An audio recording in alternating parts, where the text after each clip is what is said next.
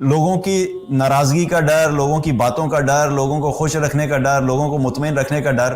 شادی کے اندر جاؤں گا تو سارے لوگ تو کول ڈوڈ بن کے آئے ہوئے ہوں گے، الٹی شیو ماری ہوئی ہے. کوئی شخص یہ کہے کہ بھئی میں اپنے بیٹے کی شادی کرنے لگا اور میں نے مہندی نہیں کرنی. تم شادی میں مہندی نہیں کرو گے؟ مہندی کے بغیر کون سی شادی ہوتی ہے؟ جب جہیز کی باری آتی ہے تو غریب سے غریب بندہ بھی جو ہے وہ کیا کرتا ہے؟ وہ ادھار پکڑتا ہے کہ لوگوں کے سامنے اپنی جھوٹی شان بنانے کا ہمیں اتنا شوق ہے. ہمیں صرف یہ دیکھنا ہے کہ یہ جو کام میں کرنے جا رہا ہوں اس سے میرا اللہ راضی ہوگا یا ناراض ہوگا.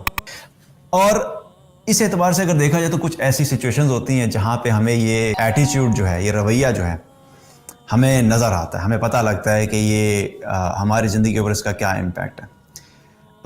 کچھ خاص ایسے اعمال ہیں یا کچھ خاص ایسی لائف کے اندر چینجز ہوتی ہیں جب ہم میں سے اکثر مسلمان ان چینجز کو ایڈریس کرنے کی کوشش کرتے ہیں یا ان چینجز کو اپنی زندگی کا حصہ بناتے ہیں تو کیا ہوتا ہے کہ وہ چینجز جو ہیں کرتے ہوئے ان کے ذہن میں یہ آتا ہے کہ یہ میں کیسے کرتا ہوں، لوگ کیا کہیں گے.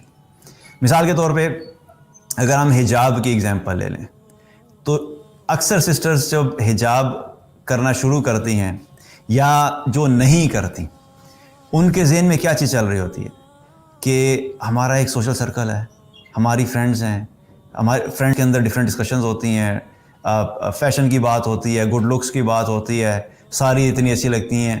اب اتنی اچھی ہوں گی اور میں بیچ میں اگر حجاب کروں گی تو میں بڑی عجیب سے لگوں گی. لوگ مجھے کیا کہیں گے کہ تم نے کیا کرنا شروع کر دیا. فیملی والے کیا کہیں گے کہ تم نے کیا کر دیا. یہ تمہاری کوئی ایج تھی، یہ کوئی کرنے کا ٹائم تھا، کرنا ہی تھا تو شادی کے بعد کر لینا تھا، تھوڑا سا اور صبر کر لیتی. اب یہ سب باتیں میں آپ کو کیوں بتا رہا ہوں کہ ایک ڈیسیژن کرنا تھا کہ مجھے حجاب کرنا ہے، لیکن اس ڈیسیژن کے پیچھے دو راستے تھے. ایک تو راستہ یہ تھا کہ یہ دیکھا جاتا کہ یہ اللہ کا حکم ہے، اللہ تعالیٰ نے کہا ہے کہ کرنا ہے، اور اگر ورٹیکل کنیکشن سٹرونگ ہوتا اللہ کے ساتھ تو پھر یہ سارے ہاریزونٹل کنیکشن سے آنے والی جو باتیں ہیں لوگ کیا کہیں گے اس کا کوئی فرق نہیں پڑنا تھا. لیکن چونکہ لوگوں کے ساتھ لوگوں کی ناراضگی کا ڈر، لوگوں کی باتوں کا ڈر، لوگوں کو خوش رکھنے کا ڈر، لوگوں کو مطمئن رکھنے کا ڈر، ان چیزوں کو ہم اپنے دلوں میں اتنا سٹرونگلی پالتے ہیں کہ پھر جب اللہ کی اطاعت کی بات آتی ہے تو اس وقت کیا ہوتا ہے؟ اس وقت یہ خوف جو ہوتا ہے انسان کو اللہ کی اطاعت سے دور کر دیتا ہے، وہ نہیں کرنے دیتا. حجاب کی ایگزامپل ہے. اسی طریقے سے داڑھی کی ایگزامپل لے لیں. داڑھی کا بھی یہی معاملہ ہے کہ جب کوئی بردر جو داڑھی رکھنے کی کا ارادہ کرتا ہے تو اس کے ذہن میں بھی چل رہا ہوتا ہے کہ لوگ کیا کہیں گے، میرے فرینڈز کیا کہیں گے، میرے گھر والے کیا کہیں گے، میرے فیملی والے کیا کہیں گے.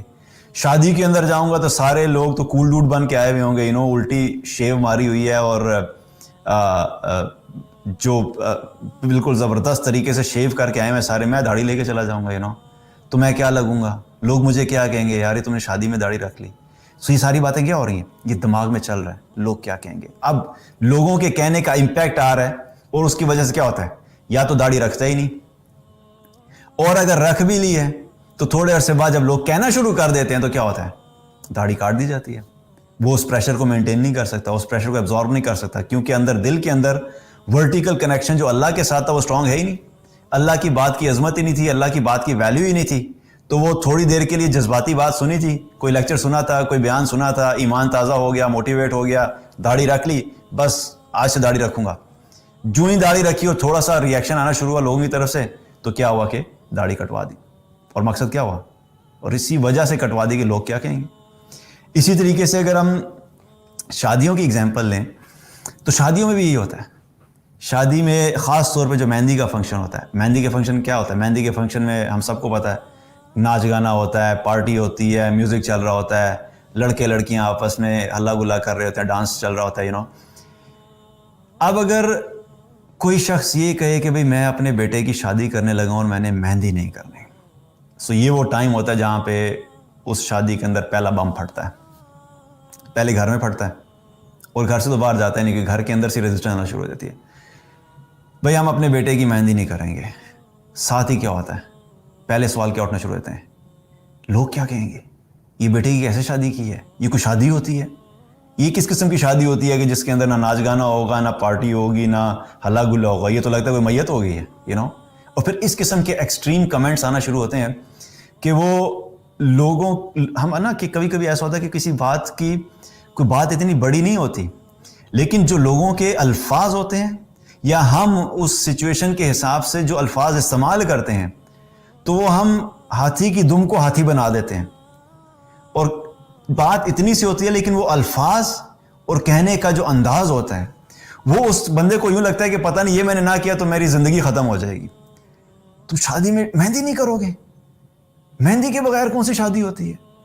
یہ کس قسم کا دین ہے؟ اتنا ایکسٹریمسٹ نہیں ہونا چاہیے بندے کو, اتنی ریجیڈیٹی نہیں ہونی چاہیے. اور وہ بندہ بیچارہ کیا ہوتا ہے, وہ خوفزدہ ہونا شروع ہو جاتا ہے, پتہ ہے کہ پتہ نہیں میں کیا کتنا بڑا گناہ کرنے جا رہا ہوں اگر میں نے مہندی نہیں کی. لوگوں کی ریزسٹنس آنا شروع ہو جاتی ہے. اور پھر الٹیمیٹلی کیا ہوتا ہے, نہیں بھی اب لوگوں کو تو ناراض نہیں کیا جا سکتا, اس کے چچا نے بڑی محبت سے پالا ہے اس کو, اور اس کا چچا کہہ رہے تھے کہ اگر تم مہندی نہیں کرو گے ہم مہندی میں نہیں آئیں گے. اس کی فلاں پھپھو کہہ رہی تھی بھئی یہ کس قسم کی بات ہے, بہنیں نہیں مان رہے اس کی بہنیں کہتے ہیں بھئی ہم اپنی فرینڈس کو کیا جا کے بتائیں گے ہمارے بھائی کی مہندی نہیں ہوئی. اب یہ کیا ہو گیا ہے, یہ لوگوں نے کہنا شروع کر دیا. اب اس ڈر سے کہ یہ لوگ سارے کیا کہیں گے, کیا کیا, اللہ کو ناراض کر دیا. اب یہاں پہ دل میں احساس نہیں ہو رہا کہ یہ تو آپ نے سوچ لیا کہ لوگ کیا کہیں گے, لیکن وہ کدھر گیا کہ اللہ کیا کہے گا. دیکھیے کیا ہوا کہ لوگوں کے کہنے کی خوف کی وجہ سے وہ کیا کیا کہ شادی میں مہندی ہو رہی ہے اور سب کچھ چل رہا ہے, اور اس کے بعد کہتے ہیں کوئی بات نہیں ہم 1000 دفعہ استغفار کی تسبیح پڑھ لیں گے, اللہ غفور الرحیم ہے. تو یہ کیا ہے کہ سارا پریشر جو لوگ کیا کہیں گے اس کے حساب سے جب زندگی گزاری جاتی ہے تو اس کا ایک امپیکٹ ہمیں شادیوں کے اندر میں نظر آتا ہے, مہندی کے اندر نظر آتا ہے. اسی طریقے سے اگر آپ اگزامپل لے لیں جہیز کا جو معاملہ آتا ہے, جہیز بھی کلاسیکل اگزامپل ہے. جب جہیز کی باری آتی ہے تو غریب سے غریب بندہ بھی جو ہے وہ کیا کرتا ہے, وہ ادھار پکڑتا ہے. اس کے پاس پیسے نہیں ہیں اپنی بیٹی کو جہیز دینے کے, لیکن کیونکہ کتنے ایسے واقعات میں نے خود دیکھے پرسنلی اپنی لائف کے اندر کہ کسی کا فون آیا, کوئی جاننے والے نے کہا بڑا غریب ہے اور وہ پتہ لگا جی وہ سر وہ کچھ پیسے چاہیے اس کو, جی کیوں پیسے چاہیے, وہ جی بیٹی کی شادی کرنے لگے. اچھا ٹھیک ہے جی بیٹی کی شادی کرنے, آپ تھوڑی سی ڈیٹیل لیں گے کوئی شادی میں کیا کرنے لگے ہو, تو ایکسپیکٹیشن یہی ہوتی ہے کہ غریب بندہ ہے تو ظاہر سی بات ہے کہ سادے طریقے سے شادی کرے گا, جا کے مسجد میں نکاح ہوگا, نکاح کے بعد ولیمہ کریں گے, ولیمہ کر کے شادی ہو جائے گی. تو آپ اسے جب پوچھتے ہیں تو پتہ لگتا ہے کہ اچھا تمہارے کھانے کا, وہاں سر جی کھانے کا تو ارینجمنٹ ہو گیا, پھر پیسے کس لیے چاہیے, سر وہ بیٹی کو جہیز دینا ہے. تمہارے پاس پیسے نہیں ہے تم جہیز کیسے دے رہے ہو, سر چنگا تو نہیں لگتا نا. وہ بندہ کہتا ہے اچھا سر خاندان والے کیا کہیں گے. اب وہ بیچارہ تو نہیں کہنا چاہیے, غریب پیسے ہے کوئی نہیں, اور اس کے بعد کیا ہے کہ جہیز اگر نہیں دیا تو لوگ باتیں بنائیں گے. اور نہ دینا تو ایک بات ہے, دینے کے ساتھ ساتھ جب تک جہیز لوگوں کو دکھایا نہیں گیا تو لوگ کیا کہیں گے. کیونکہ مقصد پیچھے کیا چل رہا ہوتا ہے, مقصد یہ چل رہا ہوتا ہے نا کہ لوگوں کے سامنے اپنی جھوٹی شان بنانے کا. ہمیں اتنا شوق ہے, جو ہم ہیں نہیں ہم وہ دکھانا چاہتے ہیں, اور جو ہم دکھتے ہیں وہ ہم ہیں نہیں. تو یہ اس مائنڈ سیٹ نے کیا کیا, لوگوں کے سامنے اچھا بننے کے لیے. اب کیا ہوتا ہے کہ جہیز دینا تو ایک بات ہے, اس جہیز میں دکھانا بھی بڑا ضروری ہوتا ہے. اور دکھانے میں بھی صرف ایسا نہیں ہے کہ اپنے گھر میں 1-2 لوگوں کو دکھا, بلکہ کیمرہ مین کو بلایا جاتا ہے. اب تو خیر مجھے نہیں پتا, لیکن میں نے جو کچھ بچپن میں دیکھا مختلف جگہوں پہ میں اس کی بات کر رہا ہوں, کیمرہ مین کو بلایا جاتا ہے بھی آ کے جہیز کی ویڈیو بنائیں. اور انٹرسٹنگ پارٹ یہ ہوتا ہے کہ جہیز کی ویڈیو میں جو کچھ لڑکی کو جہیز میں دیا تو سارا سجایا ہوا ہوتا ہے, اور پھر ایک ایک چیز کو اٹھا کے کیمرے میں دکھایا جاتا ہے. یہ دیکھیے جی یہ ہم نے لڑکے کے لیے زاربند بنوایا ہے, اور یہ زاربند جو ہے نا یہ ریشم کا بنا ہوا ہے, جارجیو ارمانی کا زاربند ہے $50 کا, اور پنجابی میں ناڑا کہتے ہیں, تو اگر ناڑا کہیں گے تو اور انٹرسٹنگ ہو جائے گا. یہ گوچی کا ناڑا ہے جو کہ ہم نے اپنے داماد کے لیے بنوایا ہے.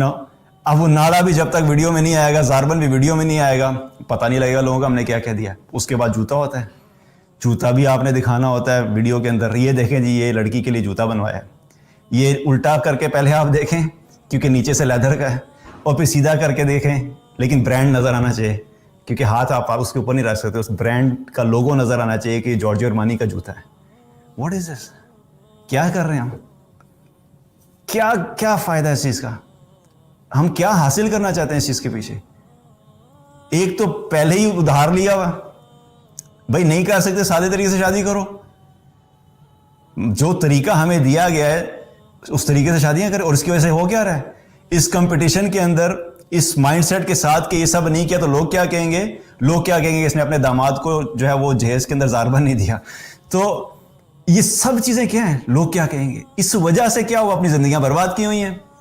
غریب نے بھی برباد کی ہیں, امیر نے بھی برباد کی ہوئی ہیں, کیونکہ لوگوں کو دکھاوا ہے, لوگوں کو پتہ لگنا چاہیے, یہ کام نہیں کریں گے تو لوگ کیا کہیں گے, یہ کام نہیں کریں گے تو لوگ کیا کہیں گے. اس چکر کے اندر کیا ہوتا ہے, اللہ بے شک ناراض ہو جائے لیکن لوگ کیا کہیں گے, لوگوں کو نہیں ہم ناراض کر سکتے. تو یہ کچھ ایگزامپلز ہیں میں نے آپ کے سامنے رکھی, جو کہ اس طرح کی بہت ساری ملیں گی, اور مقصد میرا یہاں پہ آج ساری ایگزامپلز کو بیان کرنا نہیں ہے, صرف سمجھانا ہے کہ ہمیں اپنی زندگی کے اندر ان چیزوں کو غور کرنا چاہیے کہ ہم مسلمان ہیں, ہمارا زندگی گزارنے کا ایک طریقہ ہے. ہم یہاں پہ لوگوں کو خوش کرنے نہیں آئے, ہم اللہ کو خوش کرنے آئے, ہم اللہ کو راضی کرنے آئے. ہمیں زندگی کے اس مائنڈ سیٹ کو چینج کرنا ہے کہ اپنی زندگی میں ہر چیز میں لوگوں کو اتنا زیادہ انوالو کرنا, اور اتنی زیادہ ان کی فکر کرنا, اور اتنا زیادہ ان کو سر پہ سوار کرنا کہ ان کی وجہ سے ہم اپنی زندگی تو برباد کرنے کے لیے تیار ہوتے ہیں, لیکن ہم یہ چیز چینج کرنے کے لیے تیار نہیں ہوتے کہ ہم اللہ کی اطاعت والی زندگی گزار رہے ہیں, اس سے مجھے فرق نہیں پڑتا کہ لوگ کیا کہیں گے. اب اسی طریقے سے اگر دیکھا جائے صحابہ نے جو زندگی گزاری, تو صحابہ نے جو زندگی گزاری وہ بڑی ڈیفرنٹ زندگی تھی, وہ بڑی ڈیفرنٹ لائف تھی, وہ بڑا ڈیفرنٹ مائنڈ سیٹ تھا. صحابہ جب اسلام میں آئے تو انہوں نے یہ سب نہیں سوچا کہ لوگ کیا کہیں گے. ان کو ایک چیز بڑی کلیئر تھی, اور وہ اتنی کلیئر تھی کہ اس کے اوپر ان کے پاس آپ سمجھ لیں کہ zero tolerance and zero compromise. وہ اس ایک چیز کے اوپر کسی طرح کا کوئی کمپرومائز کرنے کے لیے نہ تیار تھے اور نہ انہوں نے کیا.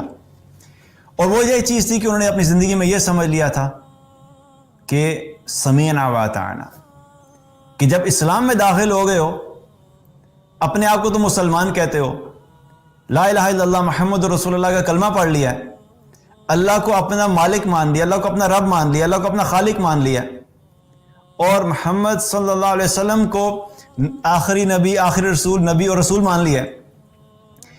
اور اب ہماری زندگی میں کلیئر ہے کہ اگر تمہیں کامیابی چاہیے تو اس کا راستہ بھی اللہ نے قرآن میں بتا دیا ہے, وَمَن يُطِعِ اللَّهَ وَرَسُولَهُ فَقَدْ فَازَ فَوْزًا عَظِيمًا. جو اللہ اور اللہ کے رسول کی اطاعت کرے گا وہی بڑی کامیابی کو پہنچے گا. تو وہ اس کامیابی کے لیے اللہ اور اللہ کے رسول کی اطاعت ضروری ہے, اور اطاعت کا طریقہ کیا ہے, سمعنا واطعنا, سنا اور اطاعت کی, بس, اینڈ دیٹس اٹ. یہ بیسک انہیں بالکل کلیئر تھی. اب اس مائنڈ سیٹ کے ساتھ انہوں نے کیا زندگی گزاری, ہمیں صرف یہ دیکھنا ہے کہ یہ جو کام میں کرنے جا رہا ہوں اس سے میرا اللہ راضی ہوگا یا ناراض ہوگا. یہ جو کام میں کرنے جا رہا ہوں یہ اللہ کے رسول صلی اللہ علیہ وسلم کی اطاعت ہے یا نافرمانی ہے. اگر تو اس عمل سے میرا اللہ راضی ہوگا میں یہ کام کروں گا, and I don't care about it کہ لوگ کیا کہتے ہیں. اور اگر اس عمل سے نبی صلی اللہ علیہ وسلم کی نافرمانی ہو رہی ہے تو میں نہیں کروں گا, اور مجھے سے کوئی فرق نہیں پڑتا کہ لوگ کیا کہیں گے. انہوں نے اپنے آپ کو بالکل کلیئر رکھا تھا. اسی وجہ سے ان کے دلوں میں جو ایمان اور یقین تھا, اس میں آپ کو کوئی بھی جو ہے وہ کہیں پہ بھی آپ یوں سمجھ لیجئے کہ کوئی بھی صحابی جو ہے وہ جب سچویشنز آئیں تو وہ آپ کو بیک آؤٹ کرتے ہوئے نظر نہیں آئے. وہ قائم رہے, ڈٹے رہے اس کے اوپر. کیونکہ اگر جس قسم کا ہمارا مائنڈ سیٹ ہے, ہمارے تو ادھر یہ میں نے آپ کو اگزامپل دی کہ ذرا سا حجاب کی باری آتی ہے اور ذرا سا خامن نے کہہ دیا کہ حجاب کرنے کے بعد تو تم ماسی لگ رہی ہو, یو نو واٹ ہیپنس. خاتون اتار دیتی ہیں. میرے شوہر نے کہا جی اچھا نہیں لگ رہا, سوٹ نہیں کر رہا. یو نو آپ نے سوٹ کرنے کے لیے تو نہیں کیا تھا, یہ تو اللہ کا حکم تھا. صحابہ نے اس طرح کی زندگی نہیں گزاری, اس طرح کی زندگی نہیں گزاری. انہوں نے یہ دیکھا کہ اللہ اور اللہ کے رسول کا کیا حکم ہے, اینڈ دیٹس اٹ, بس ہمارے لیے یہی کافی ہے. اور اسی لیے اگر ہم دیکھیں تو بہت سارے صحابہ کی زندگیوں میں ہمیں نظر آتا ہے کہ انہوں نے جو زندگیاں گزاری اس میں ہمیں بہت ساری قربانیاں نظر آتی ہیں, لیکن انہوں نے اللہ اور اللہ کے رسول کی اطاعت میں کسی کی مداخلت کو برداشت نہیں کیا, اور انہیں اس اطاعت کے لیے چاہے دنیا میں کسی کو بھی ناراض کرنا پڑا, انہوں نے اس چیز کا خیال نہیں رکھا. اب یہاں پہ میں ایک چیز کلیئر کر دوں, اس کا مطلب یہ نہیں ہے کہ اسلام ہمیں اس طرح کی تعلیمات دیتا ہے کہ بس آپ ایسی زندگی گزاریں کہ آپ ساروں سے کٹ کے بیٹھ جائیں اور آپ جو ہے وہ ساروں کے ساتھ ناراض ہو کے بیٹھ جائیں. یہ بڑی رانگ پرسیپشن ہے.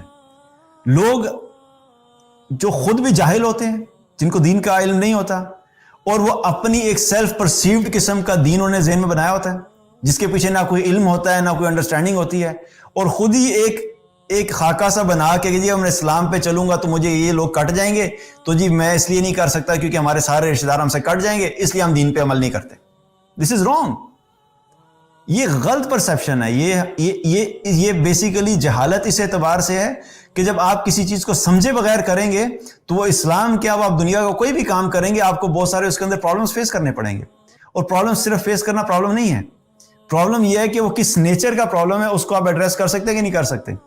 اور اسلام میں الحمدللہ اگر ہم صحیح طریقے سے دین کو سمجھ کر چلیں تو جتنی فلیکسیبلٹیز اسلام کے اندر ہیں اور جتنے مواقع اور جتنے طریقے سے اسلام اس ہاریزونٹل کنیکشنز کو آپس میں کنیکٹ کرتا ہے وہ آپ کو دنیا کی کوئی اور کتاب نہیں بتا سکتی.